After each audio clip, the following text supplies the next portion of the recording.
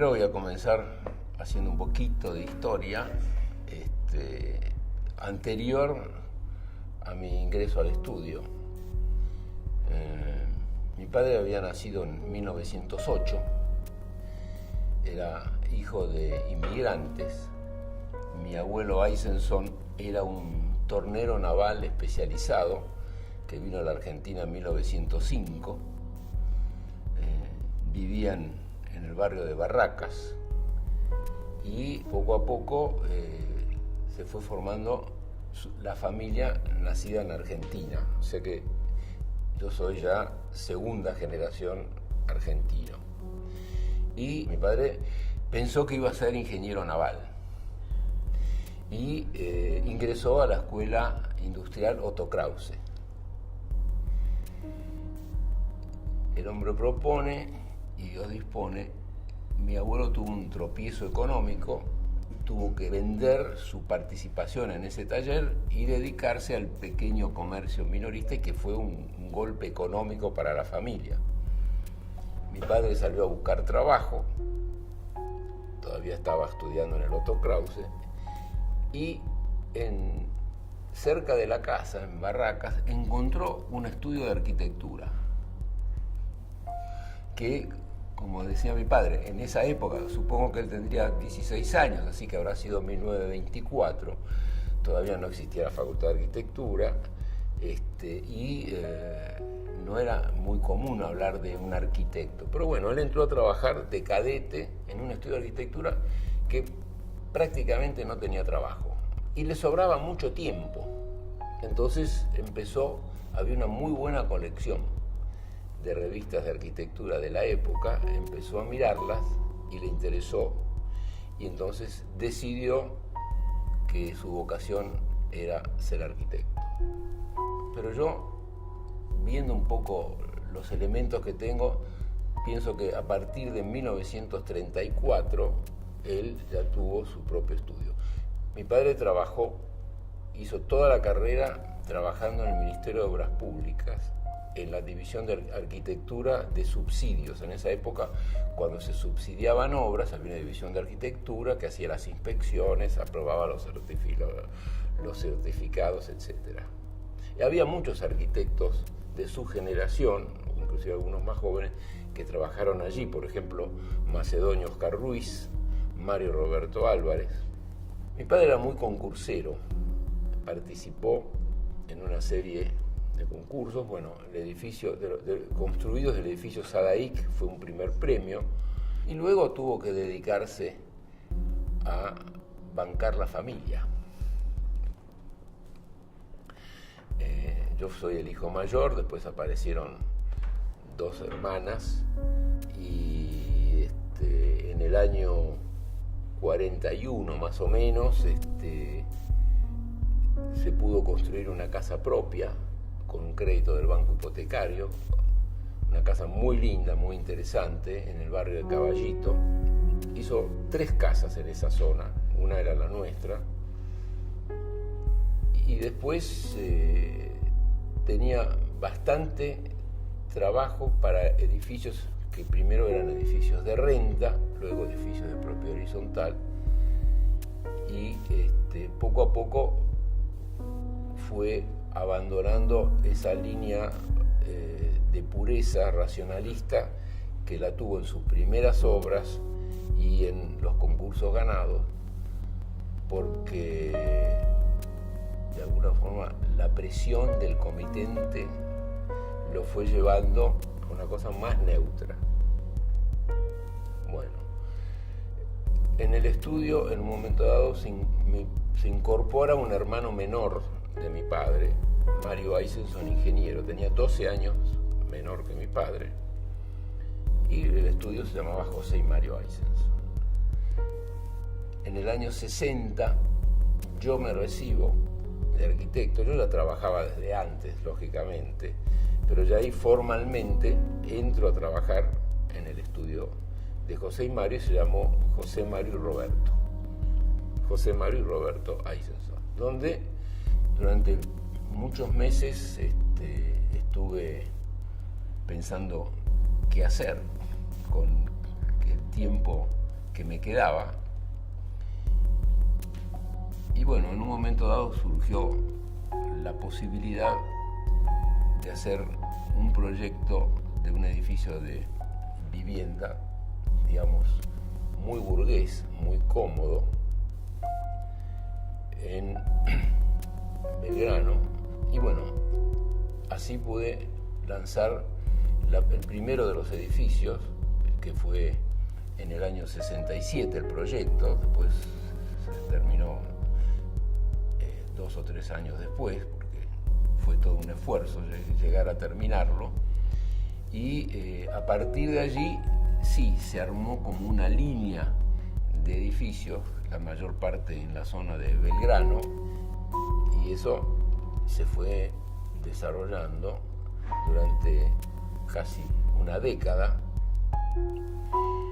Yo allí poco a poco tuve que cambiar también mis funciones en el estudio, porque ya no podía estar en,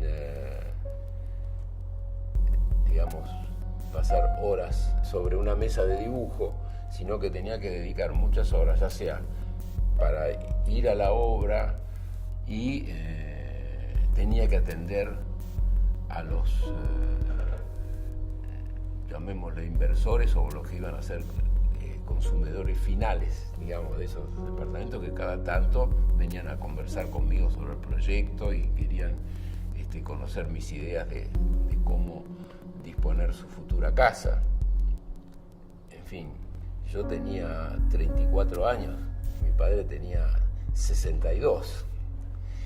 Mi padre aceptó que cuando yo traía la obra al estudio, él podía opinar y las decisiones las tomaba yo. Yo siempre pensé que un estudio tiene que ser un equipo. Y llegó un momento donde incorporamos como un asociado a Carlos Pujals.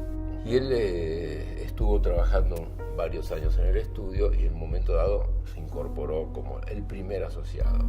Entonces, bueno, mi padre falleció en el año 78 y a partir de ahí fue una sociedad anónima hasta que yo, ya no me acuerdo en qué año fue, que ingresé al CEPAU como consejero y allí aprendí muchas cosas, y entre las cosas que aprendí y que vi que no estaba dentro de lo que es la doctrina del CEPAU, que no es bueno que un estudio de arquitectura sea una sociedad anónima, porque es un estudio de profesionales.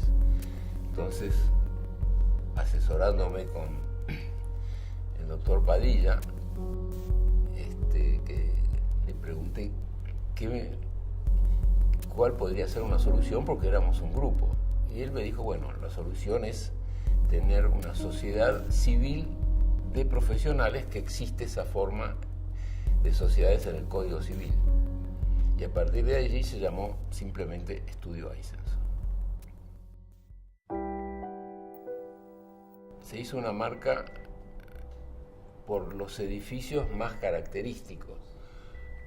Lo que tratamos de hacer, porque en este momento no hacemos más ese tipo de edificios, lo último que hicimos, digamos, como un edificio de gran nivel, fue Le Parc Figueroa Alcorta, que fue un edificio muy bien hecho. Realmente creo que el proyecto es bueno, y además allí la empresa desarrolladora trató de que se ponga lo que había que poner, digamos, en el edificio, ¿no? Lo necesario para que fuera un proyecto de calidad. Pero en los últimos años estamos trabajando y estamos tratando de que haya algo de arquitectura y algo también de buen diseño en edificios con presupuestos muy acotados. Creo que es un fenómeno de lo que está pasando en el mercado en general. Voy a mencionar algo que creo que es importante. Digamos, de los últimos socios que entraron al estudio son María Osman y Pablo Sepiurga. Ellos, en un momento dado, frente justamente a algunas decepciones que tuvimos frente a soluciones planteadas que no fueron aceptadas por comitentes, dijimos, bueno, la única posibilidad de hacer algo de arquitectura es también hacer concursos. Entonces, aprovechando una época donde el estudio tenía bastante trabajo, pudimos, digamos, dedicar, como quien dice, voy a poner un grupo experimental de laboratorio, y ingresó el arquitecto Rodrigo Grassi como, digamos, cabeza de ese pequeño grupo, una armadita Brancaleone, y empezamos a hacer concursos de los cuales hemos tenido algunos muy buenos resultados, algunos no, pero yo creo que eso también lo sentí como un homenaje a mi padre, que mi padre quería, cuando yo me recibí de arquitecto, quería que yo me metiera con él a hacer concursos, y yo me negué. Evidentemente que las torres, los edificios de altura, de perímetro libre, para no decir torres, porque nosotros hemos construido 2 torrecitas lindísimas en la calle 11 de septiembre, ambas, que tienen 8 pisos y que para mí son una joyita, no solamente como arquitectura, como lugar para vivir, sino también le hacen bien a la cuadra, al barrio. Se da un fenómeno así. Hay mucha gente en la ciudad, muchos arquitectos, que aborrecen a las torres. Opinan que la torre es una calamidad y que destroza el tejido urbano.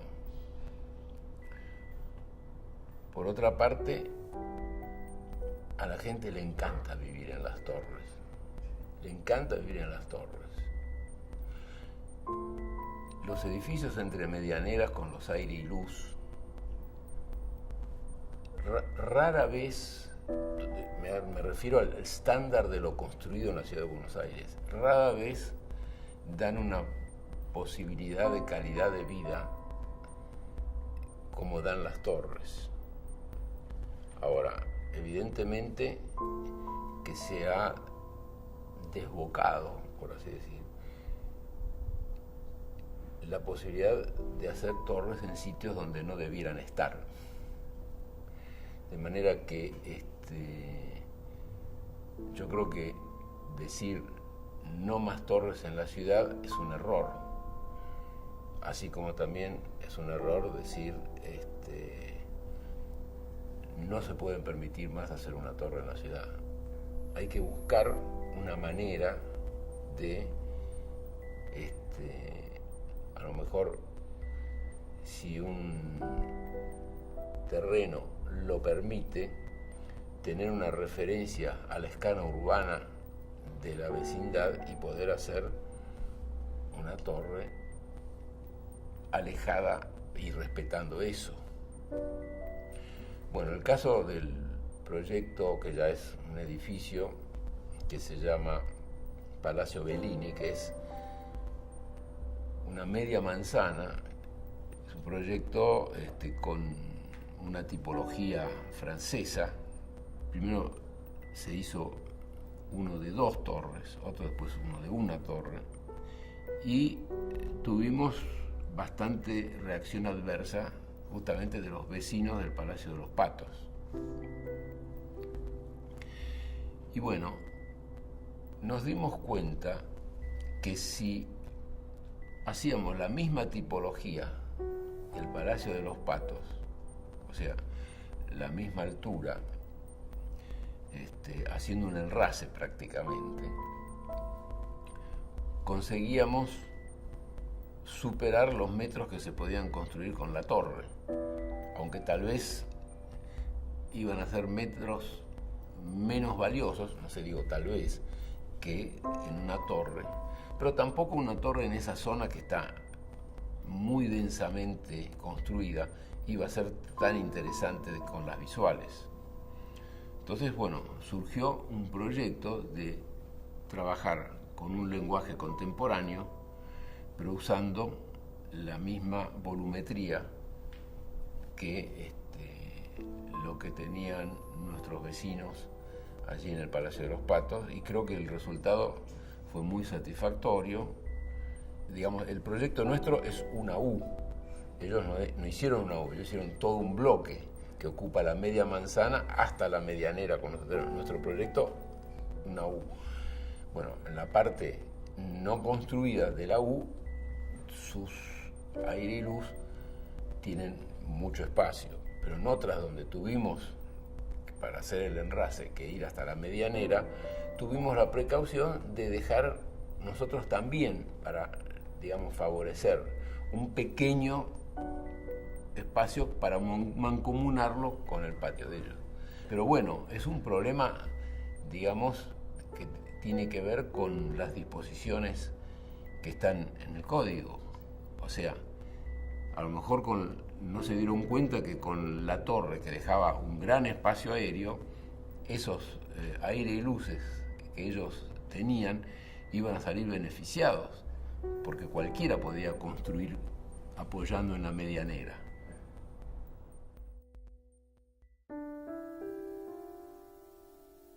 En el predio está ubicada la casa original de quien fue el fundador del barrio de Belgrano. Bueno, si me remito a la historia, Belgrano era, en realidad no existía como nombre Belgrano, era parte del partido de San José de Flores. Y caído Rosas,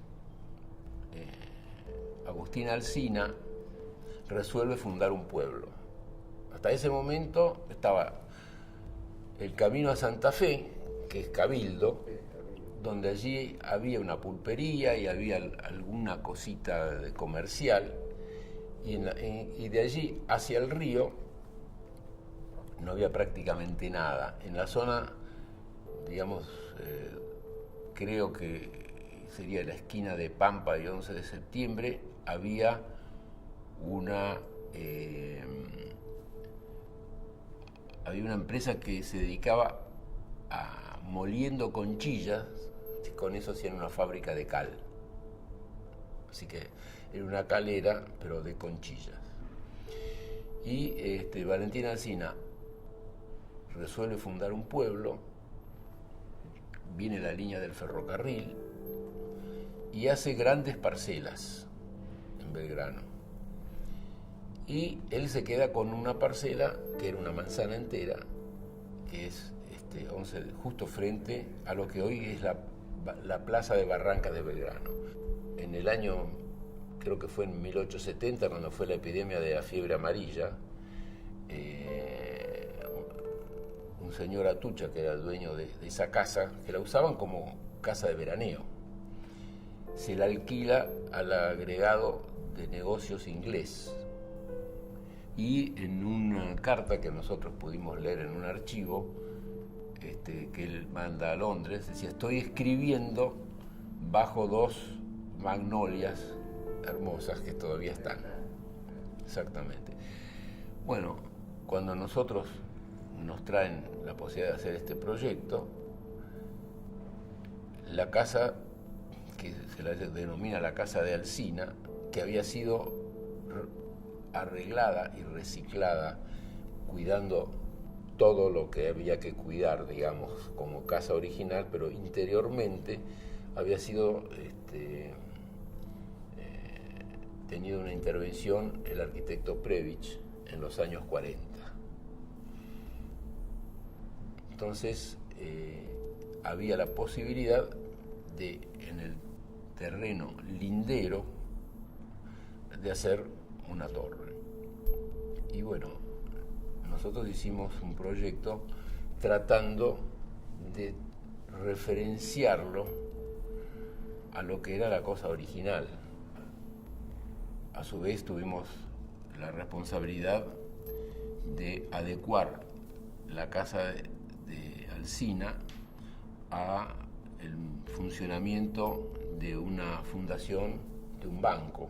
Y con respecto al edificio, esa tiene, digamos, una forma bastante particular, porque los 9 pisos inferiores son un poco más chicos que la parte superior. Y no fue por un problema de foto, fue por un problema de pensar que había gente que necesitaba una tipología y otros que necesitaban una tipología no tan grande. Y por eso, digamos, fue que adquirió esa característica. Después, bueno, nosotros venimos haciendo, yo desde mi primer proyecto en Rosario, esquina Biel, en Caballito, siempre traté de que las expansiones entre lo que es el estar y el exterior haya una zona de transición, o sea, un gran balcón o una terraza. Y bueno, allí las terrazas, balcón, tienen 55 metros cuadrados y están, digamos, tienen como escenario toda la vista de la plaza de Barrancas de Belgrano.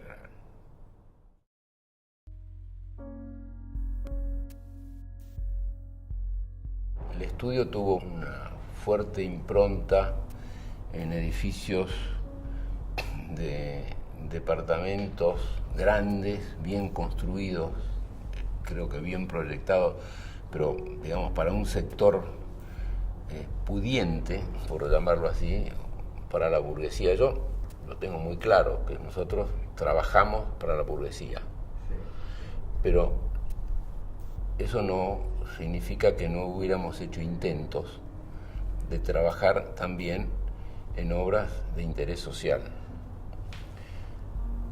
En los años 70, a través de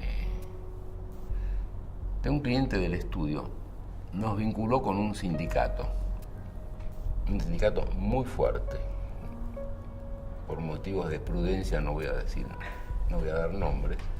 Un sindicato muy fuerte que tenían la intención de hacer un plan de viviendas. Bueno, trabajamos durante varios años, las cosas se llevaban bastante poco orgánicamente, había, digamos, una manera muy particular de gestión, y lo cierto es que no se hacía nada. Y en un momento dado, cuando la situación se puso bastante complicada, estoy hablando ya de los años previos al 76, pero cuando también dentro de la parte sindical había así posibilidades de violencia fuerte, yo tomé la decisión de que los proyectos que teníamos hechos se los donamos al sindicato y nos fuimos. Creo que se hizo uno de los barrios, pero digamos eso se cortó y nos quedó como una cosa frustrada. No me arrepiento del esfuerzo y del tiempo, porque era una muy buena intención por parte del estudio que podría haber salido bien, pero no se dio. Eso lo digo como un antecedente. Nunca trabajamos en obra pública, pero cuando apareció esta nueva reglamentación de los planes Procrear y nos enteramos que creo que por primera vez se daba, sí, son programas donde hay que presentar proyecto y precio, pero que al proyecto se le da importancia y se le da importancia y era un tema que nos interesaba mucho, así que junto con una empresa de Córdoba con quien habíamos ya trabajado en algún concurso y precio y teníamos cierta afinidad, ganamos con ellos el primer premio y se está construyendo la nueva sede del Banco de Córdoba en la parte histórica de la ciudad de Córdoba. Comenzamos a desarrollar proyectos para este plan y nos ha ido muy bien porque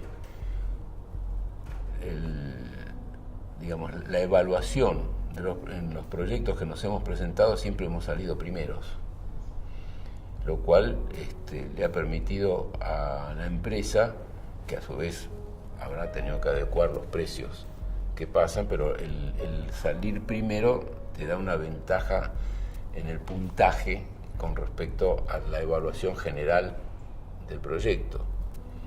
Así que en este momento se está construyendo un conjunto en Santiago del Estero, otro en Córdoba, hay creo que 3 más que no sé si empezaron las obras, pero que están adjudicados también en Córdoba, y ahora estamos esperando el resultado de uno que hemos presentado en Rosario.